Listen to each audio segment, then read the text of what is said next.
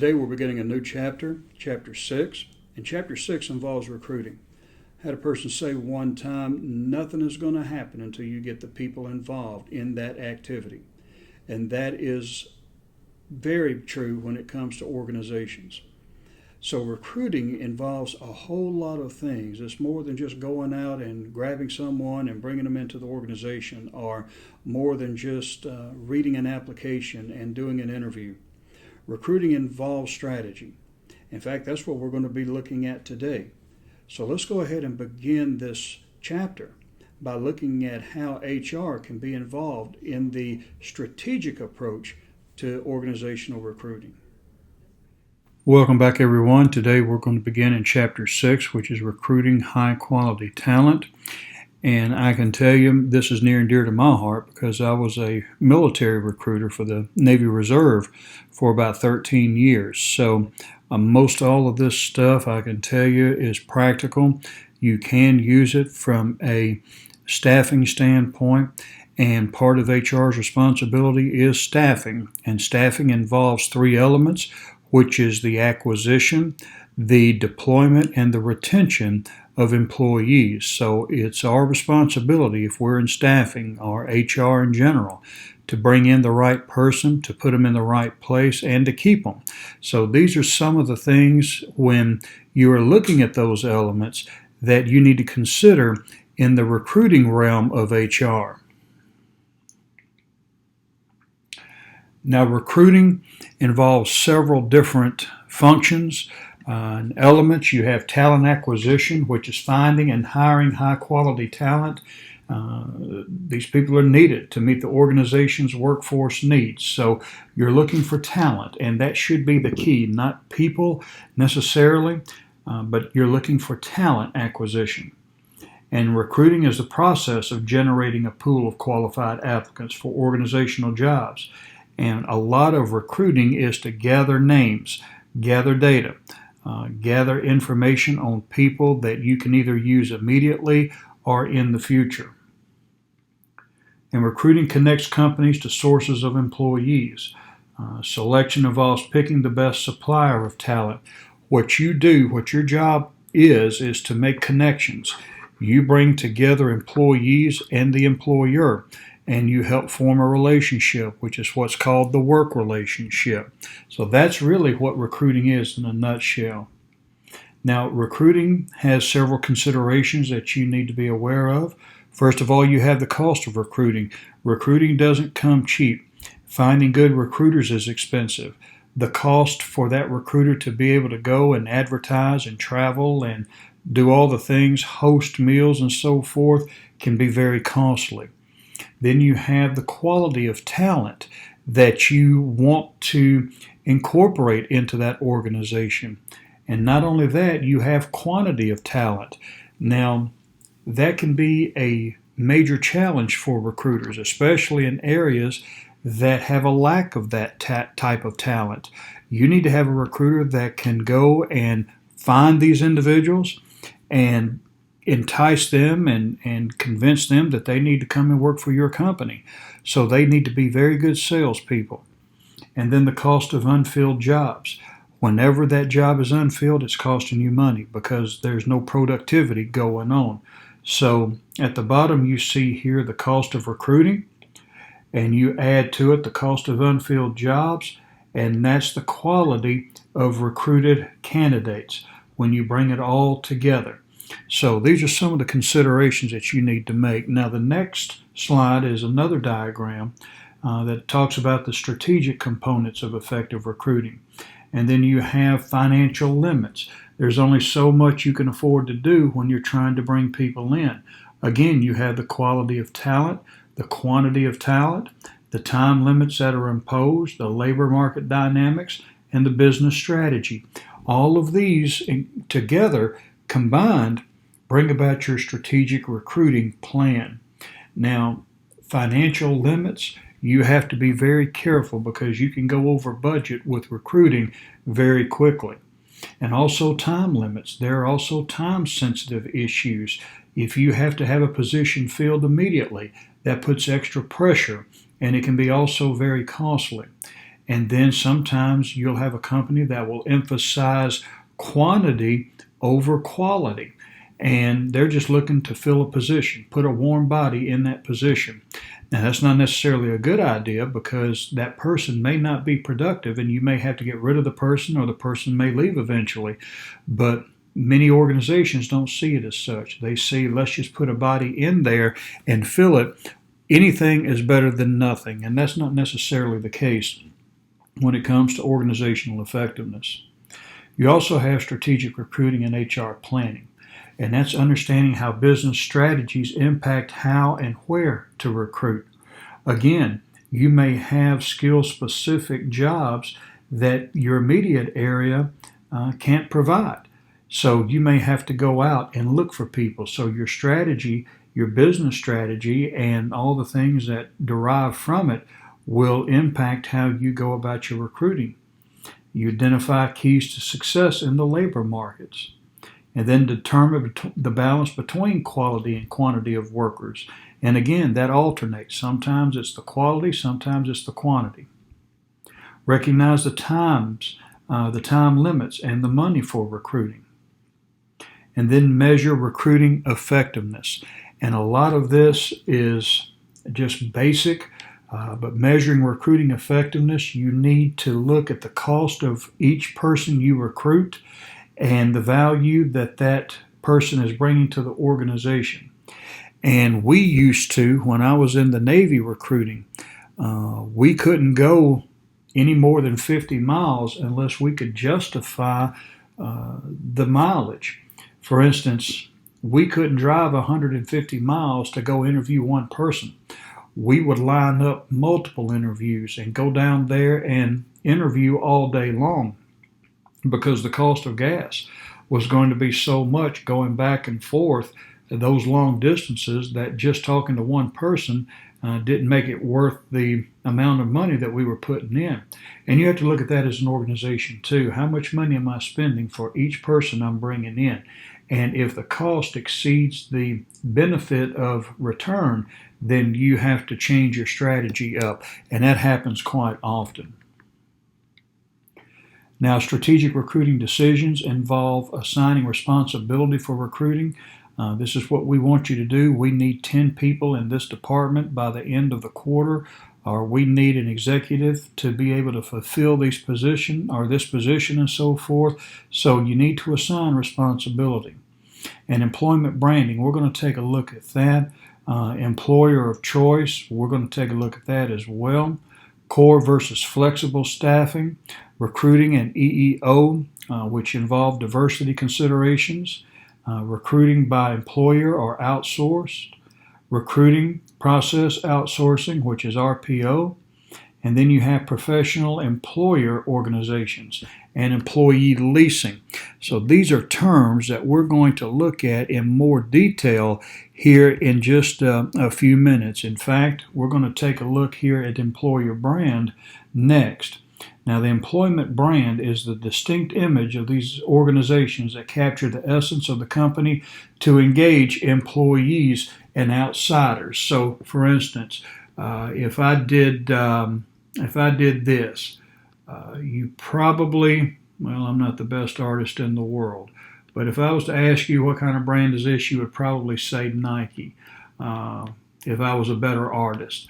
But there are some brands that you just see the brand itself, the logo, and you already have that image. You know the company, you know what it stands for. Unfortunately, they're under a lot of hot water right now because of the controversy with Kaepernick and the flag and all of that stuff. It's unfortunate that organizations are getting involved so much in political commentary and social issues and so forth. It should be that we should just stick to business. But anyway, employee brand is the image of the organization that captures its essence.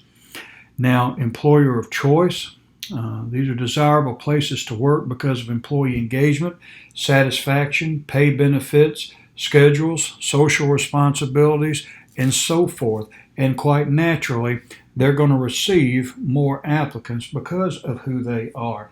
And a prime example of that in today's society is Google. I want you to go online and I want you to look at the video on working for Google. And it's a travel channel YouTube video, but they tell you all the things that Google employees are entitled to just working there. And you'll see why they have many, many applications just to work there. I mean, they have nap pods. If you want to take a nap during the day, just go in one of these pods and go to sleep. They have 14 cafeterias. They have their own gym and their own laundromat, and they even have a doctor on call. If you want to borrow a car to go out during lunchtime or whatever, they have cars they provide you. I mean, people there are spoiled, and quite a few people are really doing anything they can to work there. The work is demanding, however, and there are also, expectations that Google has. But when you take a look at the environment itself, and if you fit that type of environment, you would thrive there. And this is why a lot of people want to work for Google.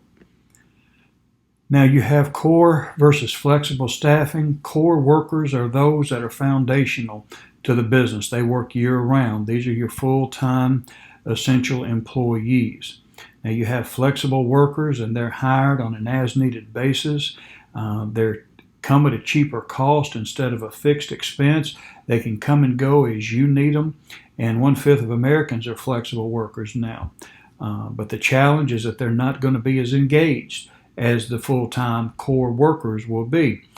So they may not have the motivation, they may not have the level of performance that your core workers have, but it's a trade-off. They're cheaper labor, they are discretionary labor. As you want them, they'll come. When you don't, they're gone. So you're not committed to a long-term engagement with them.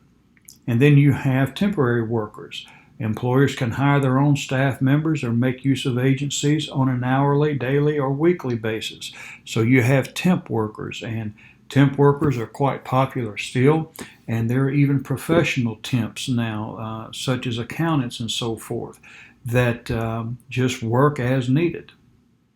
And then the purpose for hiring these people, screen individuals for full-time regular employment. This is a good way to see if a person is going to fit that organization without having to commit to hiring them right off the bat. And many organizations do this. You match the firm's need with the right workers. It's not you or the HR department now responsible for that. That temp agency is responsible for sending the right person to the organization to do the specific job you need them to do. And you avoid costs associated with benefits since they're not full-time. They're not entitled to benefits. And you enhance staffing flexibility. So it gives you more of an option to be able to work with your staffing responsibilities and so forth. It just gives you a greater amount of freedom. Also, you have independent contractors, and these are workers who are they do the job that you tell them to do, but they do it their way using their own equipment, and you don't have benefits or insurance or anything like that to worry about. They will pretty much take care of themselves. And the good thing about it is that you don't have to provide benefits to them because they are independent of that organization. And now companies can mix and match all three of these to accommodate whatever needs they may have, and oftentimes organizations do. And the government oftentimes employs independent contractors and temps to work in areas where there are shortages, or maybe there's a gap in skills and so forth. You can use temp or temporary workers to be able to do those jobs. Now, figure 6.3 is just a diagram of what we talked about. The core workers comprise the bulk of the organization, and then you have the other three options that you have that you see there at your disposal. Now, these are the advantages and disadvantages of these flexible staffing alternatives. I'll let you take a look at that, and we'll move on to recruiting and EEO. Now, you have, just as you do with regular employees and with everything else, recruiting has to be concerned with EEO laws and regulations. That means you have to hire a proportional amount of people who are unrepresented or they're a protected class. They need to represent a proportional percentage of that overall organization. They need to match the demographic of the society around them. And you can use interviews, ads, and company material. And those ads should show diversity. Don't just show a white guy working for FedEx. You need to have diversity in there. Maybe a Hispanic female would be a good advertisement for that company. And a lot of companies today are doing that. I don't know of many who don't take advantage of diversity in their ads because it does attract all types of people, and that's what you want. You want to have that diversity of skills and knowledge and abilities and so forth to choose from. And then you have diversity in employment brand increases applicants. So the more diverse you are, the more attractive you're going to be, as we just mentioned, to that organization. Now, recruiting and diversity considerations, you have the effort itself, you have compliance with the EEO, and then you have training of recruiters on EEO. And the results should be targeted and recruiting diverse applicants with varying characteristics. So if you are diversity sensitive and you're aware of the compliance issues and you're upholding them, then your recruiting is going to reflect that. And then you're going to have ads and brochures and websites that's going to reflect that diversity that you're trying to accomplish in your message. Now, non-traditional labor pools, when you're looking at diversity, you see persons with different racial and ethnic backgrounds, workers over 40 years of age, and retirees. These are people that fall within the Age Discrimination in Employment Act. Single parents, a lot of times, as we said before, single parents really did not have a chance in the workplace. You had to choose either or. But today we're trying to incorporate both family-oriented individuals and the job itself. Workers with disabilities. And folks, these are no longer nice things to do. They are legal, lawful things to do. Welfare to work workers, trying to rehabilitate them, get them back engaged off of welfare and into the workforce again. And then the long-term unemployed, those who have been, because of circumstances, have been down and out without a job. You can look for them as potential people to recruit. And I think I was mentioning to you earlier, when it comes to disabilities, Starbucks is trying to figure out a way to be able to hire blind and deaf people to work behind the counter at Starbucks. It's a nice sentiment. Now, I don't know from an employment standpoint, as far as OSHA is concerned, which is the Occupational Safety Health Administration, how that's going to work out as far as the safety issues. But you see organizations now becoming more sensitive to these underrepresented groups, and I think that's a good deal. Now, of course, with this, with recruiting and diversity, you have to be gender neutral. So gender balanced adjectives in recruiting ads are encouraged. Be a good worker instead be a good employee, man or male or whatever.